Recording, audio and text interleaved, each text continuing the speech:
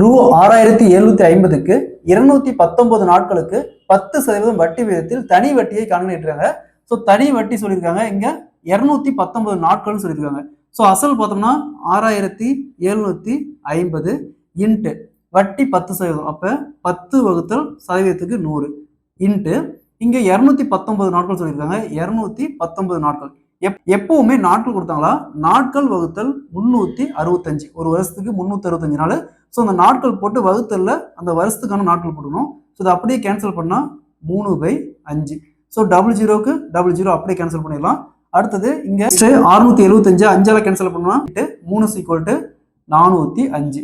So 6750 ரூபாய்க்கு 219 நாளைக்கு 10% வட்டி விகிதத்தில் கிடைக்கக்கூடிய தனி வட்டி பார்த்தோம்னா 405 ரூபா. Option D is the correct answer. இதே மாதிரி இந்த சம் பாருங்க, ரூ. 7500க்கு 146 நாட்களுக்கு கிடைக்கக்கூடிய 10% வட்டி விகிதத்தில் கிடைக்கக்கூடிய தனி வட்டியை கணக்கெடுக்கிறாங்க. இதே மாதிரி இந்த சம்ம சால்வ் பண்ணிக்கிற ஆன்சரை கமெண்ட்ல போடுங்க.